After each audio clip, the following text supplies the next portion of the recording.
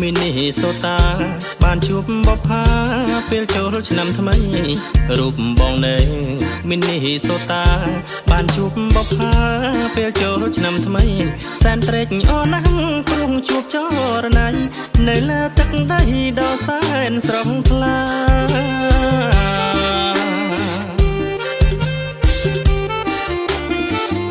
មុននេះសតារាមស្វាគមន៍នួនល្អមេតាប្រាប់ផងអូននៅទីណាមុននេះសតារាមស្វាគមន៍នួនល្អមេតាប្រាប់ផងអូននៅទីណាឬមួយពុំងារមកពីហ្វ្លូរីដាឬស្រស់ជីវ៉ាមកពីស្រុកខ្មែរ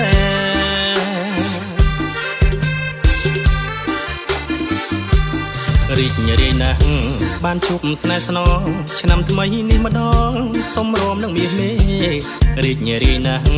បានជួបស្នេហ៍ស្នងឆ្នាំថ្មីនេះម្ដងសុំរំនឹងមាសមេរំផងច្រៀងផងសាហាសងក្តីស្នេហ៍បងនឹងមាសមេសុំបានជាគូ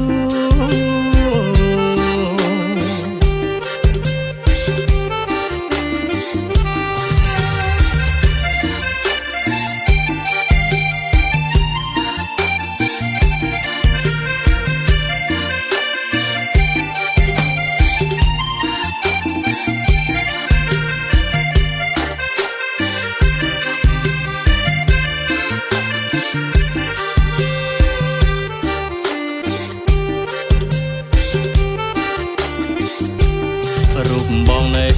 មីនីសូតាបានជួបបបផាពេលចូលឆ្នាំថ្មីរូបបងនៅមីនីសូតាបានជួបបបផាពេលចូលឆ្នាំថ្មីសែនត្រេកអរណាស់ព្រោះជួបចរណៃនៅលើទឹកដីដ៏សែនស្រស់ថ្លា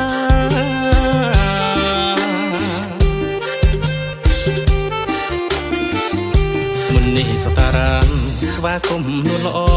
មេតាប្រាប់ផងអូននៅទីណាមុននេះសតារាមស្វាគមន៍នួនល្អមេតាប្រាប់ផងអូននៅទីណា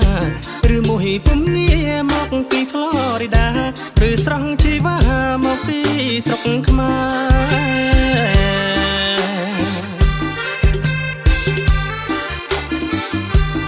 រីករាយណាស់បានជួបស្នេហ៍ស្នងឆ្នាំថ្មីនេះម្ដងសុំរំនឹងមាសមេ